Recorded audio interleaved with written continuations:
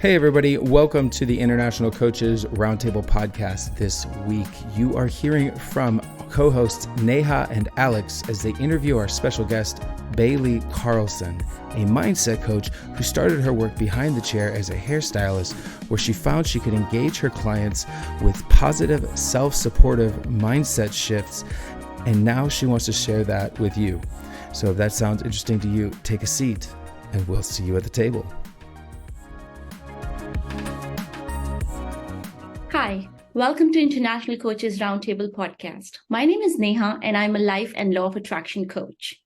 Now, having said that, I'm really excited for today's episode because I'm hosting this episode with my co-host Alex and an incredible guest who is a mindset coach, Bailee.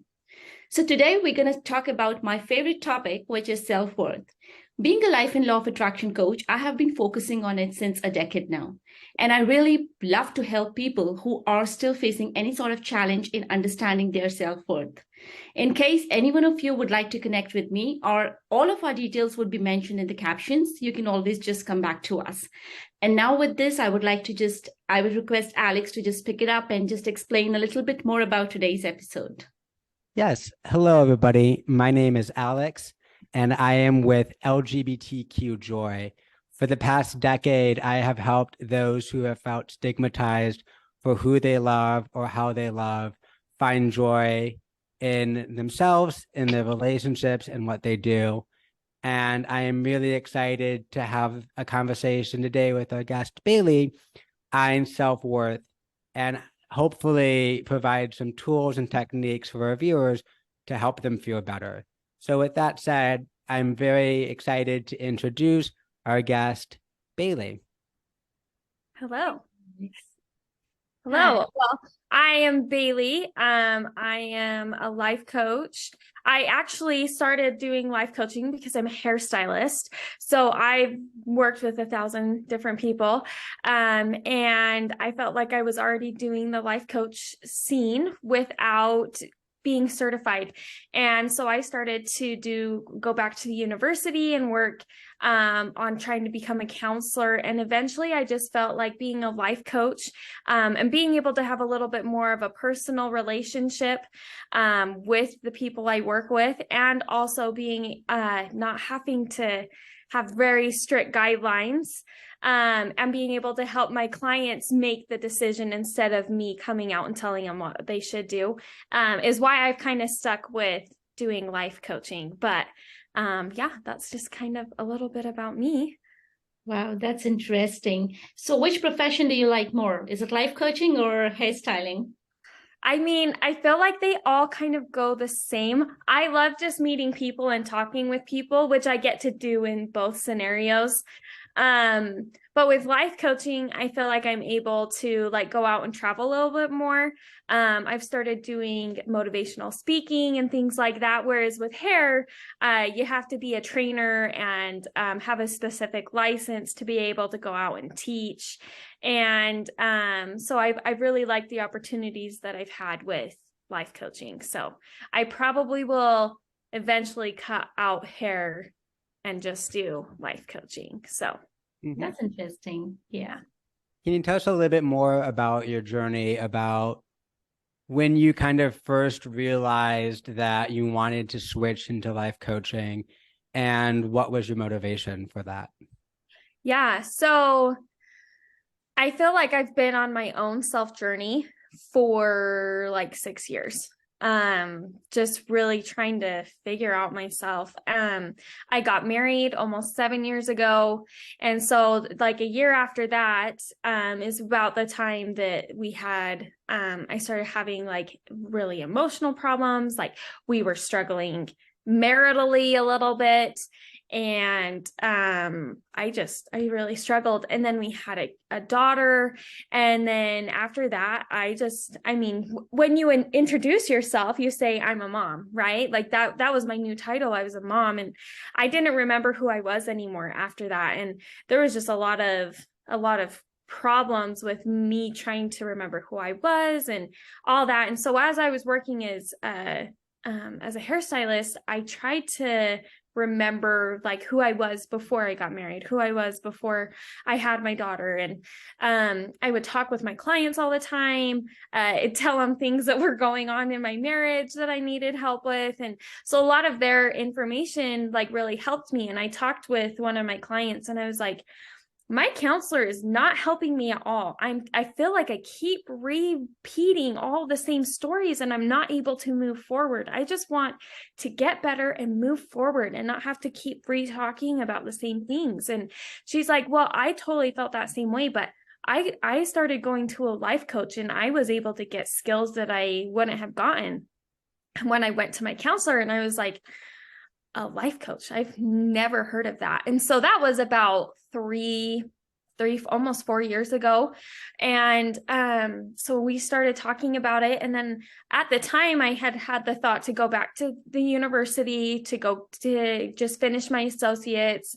And then it moved to me getting my bachelor's and moved to me doing my counseling. And as I started researching, I was like, I'm already helping people or talking through their stuff in my hair, right? With behind the chair and things like that. But I didn't feel like I had enough tools to help people. And so that was the biggest thing, was I wanted to actually give a benefit instead of an opinion. I wanted to give statistics. I wanted to have like actual tools that are known to work. So I really just started researching and finding different places and courses that I could take. I had a few courses through my university, which helped with me realizing like, oh, life coaching is great. Like I love to be able to help people and work with them. I don't want to have to sit across from them and coach, like, you know what I mean? Like you coach them, but like you're bossing them a little bit, right? Like you're telling them what is wrong with them and you're telling them like all these different things. And I want to be able to be like, okay, this is what I'm seeing from what I said. What do you think? You know? And so I'm now not going to do counseling. I'm just focusing solely on life coaching. And it really has just been so amazing because I get really personally attached with the people I work with because, I mean, we all have crazy life stories. And so to kind of feel like a part of somebody's life and to not feel like I'm their friend, it would be really hard for me to have that dissociation, especially with counseling. So that's kind of what pushed me more towards the life coaching for sure. Interesting. And any particular reason that you actually picked up this as a modality of your training and not just anything? You could have been a wellness coach or you could have been a fitness coach here, but then why is it just about mindset coaching and life purpose coaching?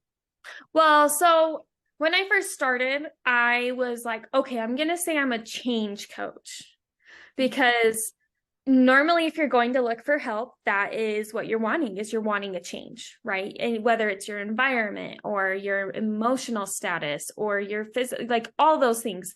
So I was like, because I work with so many people already, I just want to be able to cover that under the umbrella and help whoever needs it, right? Well, the more I started doing research and the more I started understanding the mind, it all starts with the mind to be able to change, right? You can't just say that I'm going to start a new habit and expect for it to happen, because unless you have the right mindset that you are capable of doing that, it's not going to happen. And so I've jumped from change to mindset but I feel like they all connect, right? Like you just have to be able to help them understand that it all starts with their self-image, right? Like once you know who you are and understand what your value is and what your value can increase to, that's kind of, it covers all of it. So that's kind of what made me pick that. Just because, I mean, it all starts with that. If you're going to be able to get out in the morning, a lot of the times it's kind of how you feel about yourself, right? Yeah. So yeah, that's just kind of what led me to that just a little bit. Yeah, I can absolutely relate to you. I also started my journey more as a clinical psychologist and realized that although the training is wonderful and the understanding of people at that level can be very helpful, there's also the drawback of how you're able to administer that type of help. Yeah. And in the field, it's really focused on pathology or what's wrong with you. To flip that and say, here are the skills that are going to be most helpful. Let's start there. Let's provide individuals the tools and resources that they need and go from there. So with that in mind, what are some of the skills and what are some of the resources that you provide to your clients? Well, I think it depends on what they're struggling with, right? Because I've had clients where they struggle with self-image, and I started making them stare at themselves in the mirror naked. And I'd say, okay, what our brain can be easily trained, right? Like we can train ourselves, and you have to associate good things with things that you see that are negative if you want them to become positive. And so things that I used to make them do would be smile at themselves as they're looking at themselves in the mirror, because we associate a smile with a good positive thing, right? Right. Kind of changing your mindset to see a positive smile with also seeing your body, and you have to look at it, and you have to look at it multiple days in a row. That's one that I felt like a lot of people picked up on. Recently I've read the just forgot the name. The High Five Habit by Mel Robbins. She is amazing. Like, that book I love so much. But essentially what this book, it talks about is about how you can train your brain, and to kind of help give you that confidence to kind of see who you are, like that type of a thing. But I was like reading it and I feel awkward. So essentially you're supposed to high five yourself in the mirror in the morning, right? Tell yourself a good job, right? Because that's, again, something we associate a good thing with, right? High fives. We've been doing it since we've been little, doing little league games or meeting somebody new. You did something good, so you get a high five, it's always been good. So I have a 4-year-old daughter, right? And I have a mirror. It's a pretty good sized mirror. And she was looking at herself in the mirror and she started talking back to herself. And I mean, I remember when I was in 2nd grade, remember being self-conscious and thinking that people were talking bad about me or whatever. But I mean, my 4-year-old was telling herself, she looked in the mirror and she what? Don't even look cool. Was so rude to herself. I'm like, we can't have that at 4. What kind of problems is that going to cause in the future? And I'm like, well, crap, am I the one that's talking? Do I talk like that to myself in the mirror? And does she hear me talk like that? So I was like, okay, we're changing our whole routine with our mindset on this. So I made her immediately sit on my lap, and I was like, hey, you're going to tell yourself that you are beautiful. You are going to tell yourself that you love yourself, and you're going to give yourself a high five. And she just bawled and she did not want to do it. And she was freaking out. And eventually she did it. And she turned around and gave me this hug and cried. And now she does it morning and night. And I've caught her doing this, which I'm grateful for. But it's as a mom, you're constantly being okay, you have to train. I associate it with training a dog, right? You have to train your child. Okay, what are appropriate behaviors? What are not appropriate behaviors? And then for some families, those inappropriate behaviors are okay with them. And so they'll come and be like, well, why can they say this, but I can't? And it's because they're different, it's hard. But so there's been times where I'll lose my patience. I'm like, Emery, just please. And then I see her go in my room, and then she comes back out. And I'm pretty positive she's coming in and giving herself a high five. Because, I mean, there's a lot of times your spouse isn't going to be able to be your support 100% of the time. Your family isn't going to be your support 100% of the time. And who's with you 100% of the time? Yourself. Absolutely. So you can't love yourself. You can't support yourself and be like, okay, I'm trying. That was a good try. Let's do something different. High five, you're not going to be able to be able to have that mindset that you're going to have to always have other people be why you have worth. Yeah. If you're not being accepted in other people's opinions, you're not going to feel like you're valued. You're not going to feel like you have an identity. You're not going to feel like you have accomplished anything. But if you see it in yourself, then you're going to be able to, right? So those are just like few things like where you can train your brain. Like, have you guys heard of the RAS? It's like, it's part of your brain. It's kind of like the filter. And so Mel Robbins, she talks about this, but with me doing psychology, like I know about it. So the RAS is essentially the thing that filters all of the extra things out, right? Like right in front of me, I have snow coming down and I can hear my kids downstairs, but really I'm focused in and I'm tuned into here, right? So if you're in a big crowd and you hear your name, it's because the RAS knows that that's important and it lets it come into your ears. Otherwise, it'd tone everything else out. Like if you're in a cafe, you're not listening to everybody else's conversations, right? It's toned in onto who's important in front of you. So with the RAS, you can train your brain to what is important.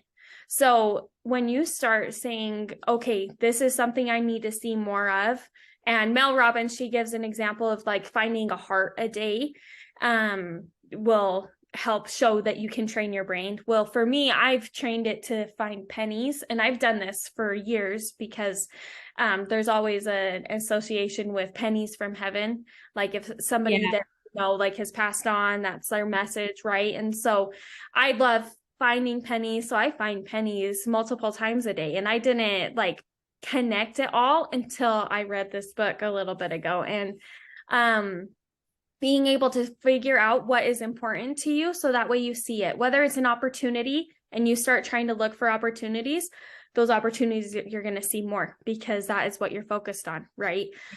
So trying to figure out what is important, what you need to help you feel better about yourself. And if you're constantly telling yourself you're a failure, that's all you're going to see. So if you start telling yourself and making yourself feel like you're important and that you are smart or whatever it is that you're struggling with, eventually you're going to start seeing that because you're training again your RAS that is what's important to you, right?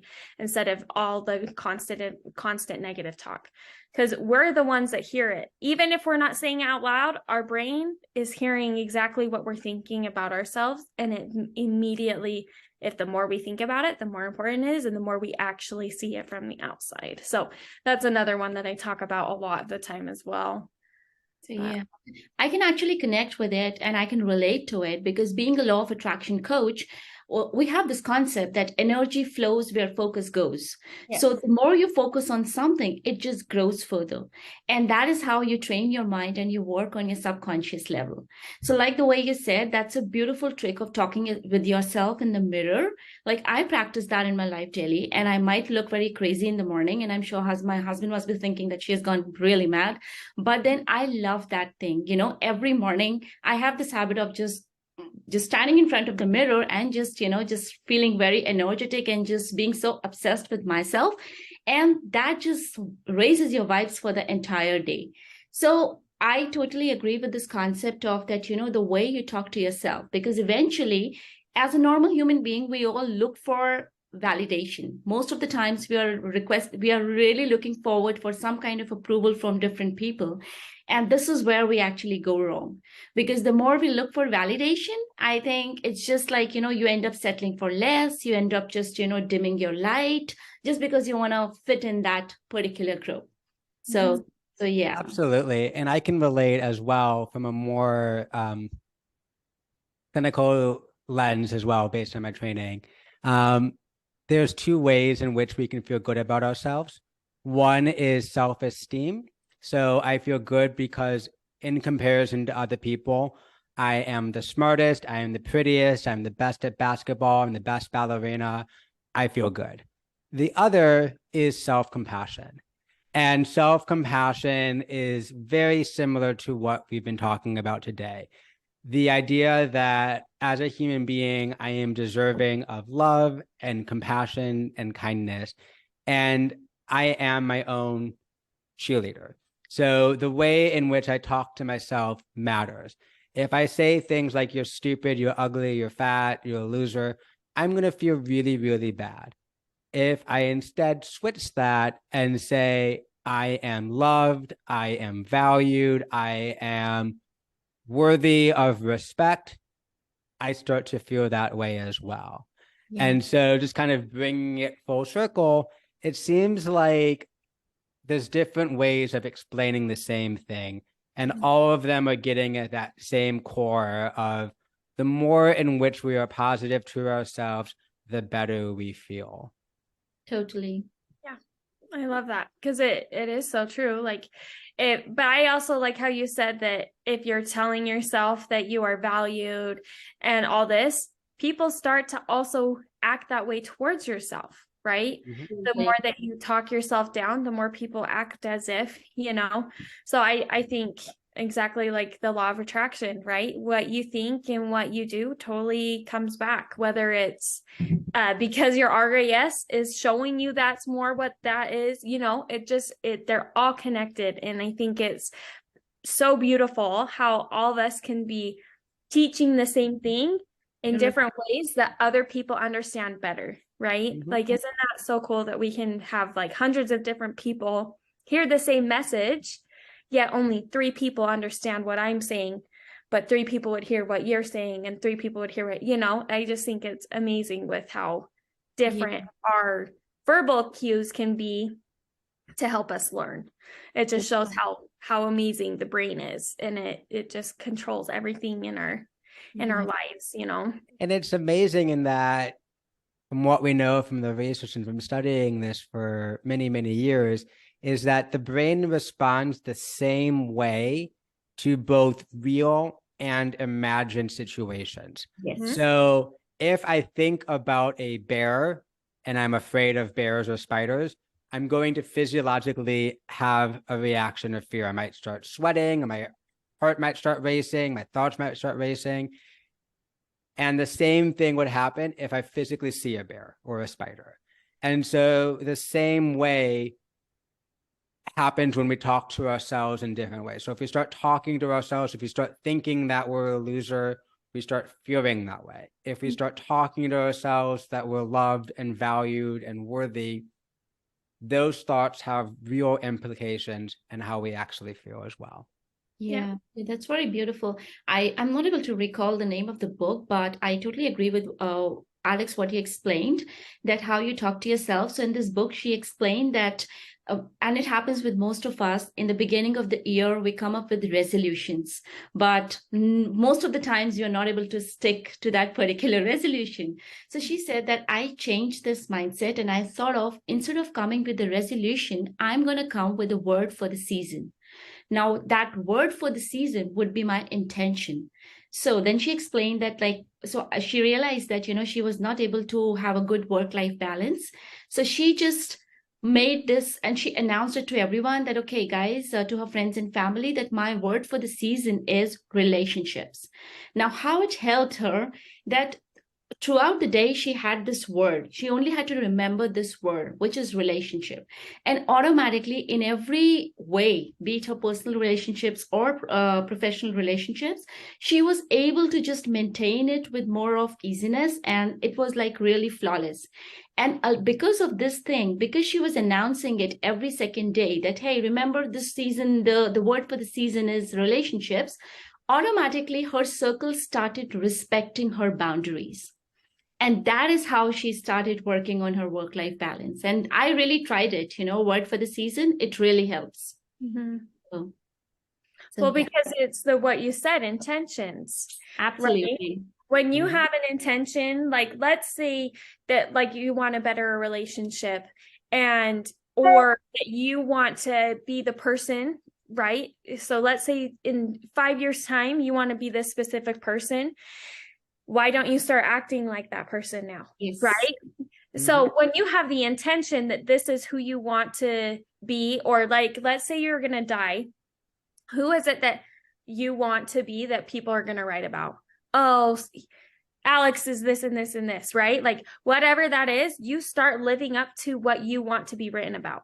right? You have your relationships with the way that you want people to describe you. You start acting the way that you want people to describe you.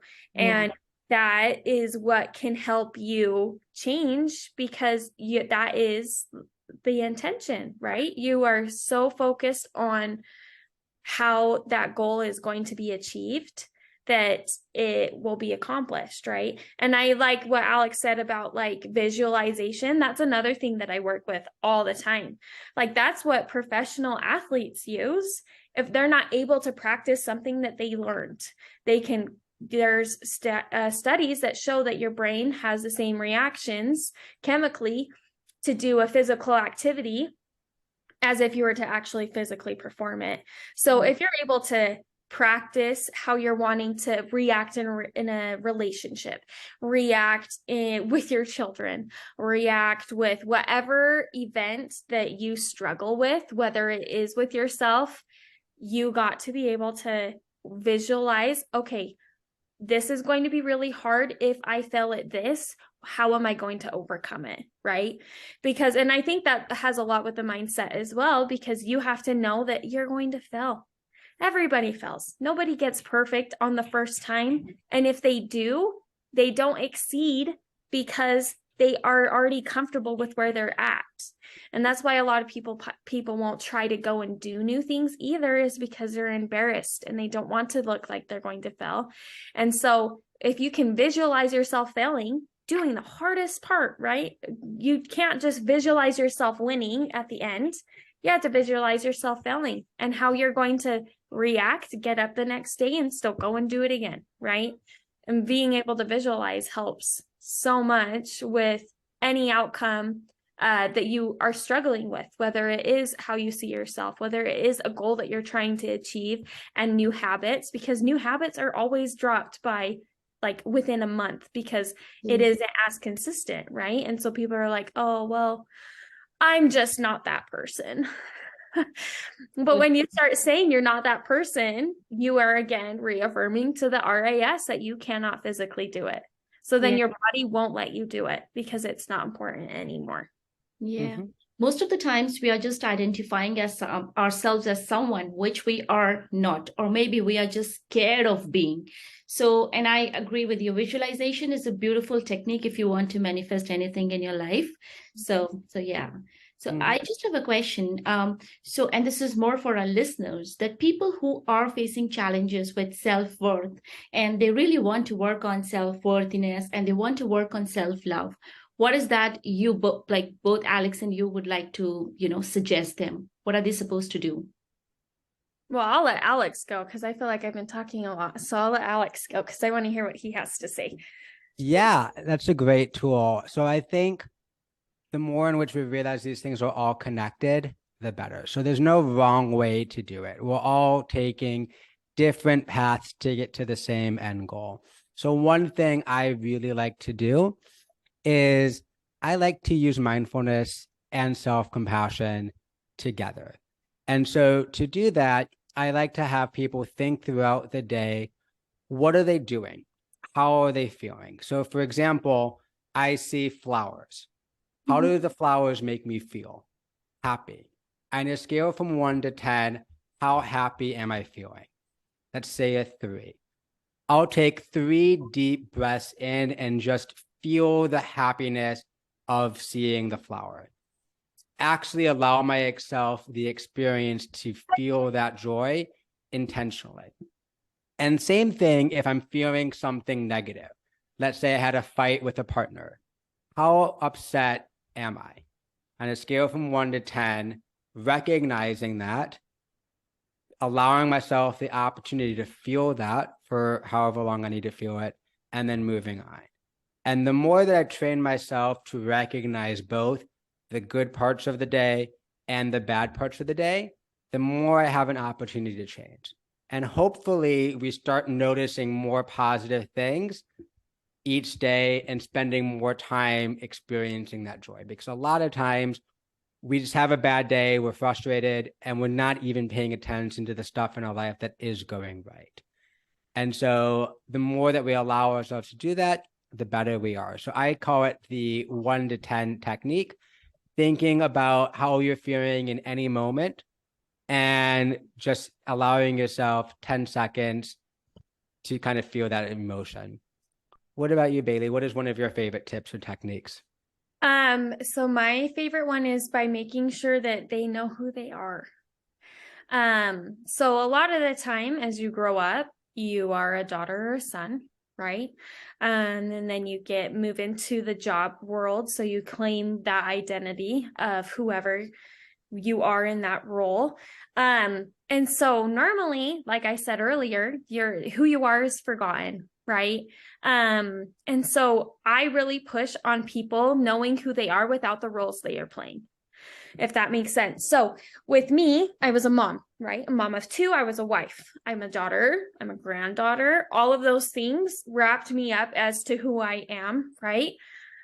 Yet that's not who I am. That's not what I feel. That's not what I enjoy. That's not what things I love to go and do, or how I feel like I am towards other people, and a lot of people that I've worked with, whether it's a personal idea that they have of themselves, or if it is that they are wanting to do that, like claiming their role, like right, Alex, you guys claim like your sexuality sometimes as your identity, but that's not, like, it is who you are, but it isn't. Who are you? Like, you're serving, you're kind, you like to help people, right? Like, that is who Alex is. And the extra role is how you act and interact with people and how you are able to love other people. But when we start putting the caps on that we're playing, instead of actually being like, no, I am a kind person, no, I want to help and serve people, that's when we're able to be like, okay, no, like, that's who I am. And that's where it always starts. Once you understand who you are, you'll know what your needs are, and you know how to help manage those roles better instead of making them consume who you are. And then you're not acting who you actually are because you feel like you have to act a different way with whatever role you're playing. That's where I start. But Beautiful. Thank you. I think this has been so helpful. And I just kind of want to summarize for our viewers a few main points that I'm hearing. The first one is this idea of intersectionality. So we are all multiple things at once. So we are both, there's different layers to our identity, whether it's a son or a daughter or a helper or a healer, someone who is gay or straight, Black or white. We all have these different layers. So the more that we understand who we are, the better. The second main theme that I'm hearing is around self-worth. So the way in which we talk to ourselves matters. If we talk to ourselves in a positive way, we tend to feel better. If we talk to ourselves in a negative way, we tend to feel worse. And those are things that are so universal. And I love kind of all of our different perspectives around that topic. In closing, I just wanted to thank you so much for your time today. Thank you for being a part of this. Our mission is to continue to bring excellent voices like yourself to the conversation, to this roundtable, so that everybody can learn from each other, no matter where we come from, who we love, our experiences. Hopefully every person can learn something new today. If you enjoyed this episode, please continue to follow us, like us, share this material with your friends. We have a new episode every Wednesday at 6 a.m. Thank you for being a part of it today. Is there anything else that we missed out that you would like to end with? I feel great. I loved this conversation. Thank you guys for letting me come on. My IG handle is Learn You're Happy, because you have to. Sometimes we're not just born with it, so you got to learn it. So I would love to follow you guys as well. So again, thank you guys so much. All right. Thank you so much for taking time this week to listen to the International Coaches Roundtable podcast. We hope that this episode was able to empower you to take meaningful steps forward in your life today. And if you want to get into contact with any of our coaches or the coaches who come on our show, please feel free to check the show notes or just reach out. As always, don't forget to like, subscribe, and follow. Leave a 5-star review if you can. It helps more than you know. And guys, we will go ahead and see you next week.